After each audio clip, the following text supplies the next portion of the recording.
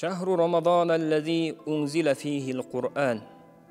Бұл Рамазан айы, сондай ай, бұл айда қасиетті болған Құран түскен ай. Осы Құран түскен айға Аллах Тағала баршамызды дін аман жеткізгендігіне Аллаға сансыз мадақтар айтамыз. Осы тұрғыда Алаш көсемі Әлихан Бөкейханұлы осыдан бір ғасыр алдын, яғни 1916 жылы Қазақ газетіне Рамазан жақындағанда деген тақырыпта мақала жария етеді. Ол мақаласын толығымен емес, осы қазіргі күніміздегі туындап жатқан кейбір мәселелерге тең келетін тұстарын ғана айтуды жөн көріп отырмыз. Әлихан Бөкейханұлы мақаласын былайша бастайды. 12 айдың ішіндегі ең қадірлі, ең абзал, ең ардақты болған Рамазан айы жақындау себепті бүткіл халықтың аузында Рамазан болып қалды деген сөз тарай бастады дейді. Осы Рамазанда істелген әрбір істің о дүниедегі сауабы сондай болады дегенді қоя тұрып дейді. Біз оны өзімізше заман талабына сай адамшылық қырынан қарап, жалпы ұлтқа қандай пайдасы тиеді деген тұстарын зерделеп ақтарып көрелік дейді. Бұл Рамазан айы бүткіл халықтың басын қосып, бір-бірінің жағдайларымен танысуға, және де пақырлардың жағдайы ескеріліп, оларға көмек көрсетуге, сол сияқты жұртқа теңдік, құрдастық, саулық, тазалық, құдайлық, құлшылық деген істерді үйретуде басқа айлардан қарағанда өте артығырақ, өте жақсырақ дейді. Сол себепті Рамазан айы бүткіл халықтың алдында басқа айлардан қарағанда құрметке ие болды.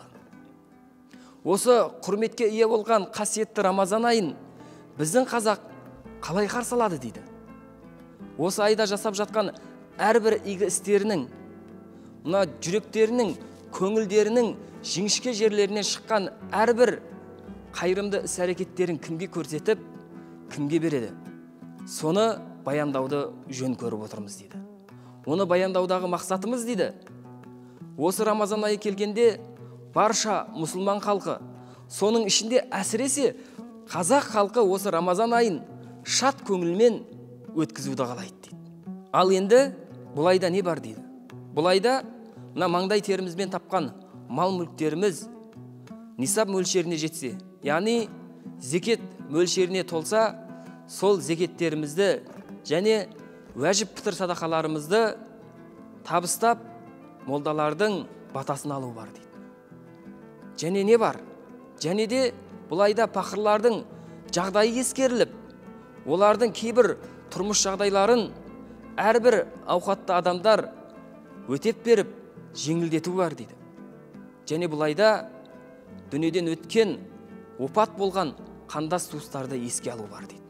Бұлардың барлығы қарындастық тұрғыдан, адамшылық тұрғыдан қарағанда өте сауапты, керемет іс дейді. Алайда қайырымдылық жасауда осы топтармен ғана шектеліп қалмауымыз тиіс дейді. Біз осы қасиетті Рамазан айында нағыз мұқтаждыққа, нағыз керектікке пұл жұмсауымыз керек деген мағынадағы сөз айтады. Нағыз мұқтаждық дегеніміз не дейді? Нағыз мұқтаждық дегеніміз өз-өзіне жетпей, мың мұқтаждығы көп, және де ұлттығын сақтап қалу үшін білімге сусаған, осы білім жолындағы жүрген әрбір талапкер нағыз мұқтаж дейді. Әсіресе мына біздің қазақ халқы сияқты дейді, білім өнерден құр алақан, оқушылары аз, оқушылары болса да қалталары жоқ, сондай бір халық мұқтаж деп баяндайды. Бұдан көретініміз, осы жерге дейінгі сөзіне кішігірім талдау жасайтын болсақ, Әлихан бабамыз жалпы осында сол кездегі білімге деген жанашырлығымен барлық қайырымды істерді осы білім жолына жұмсайық деп жүрегіндегі сондай бір жақсылығын ақтарған екен.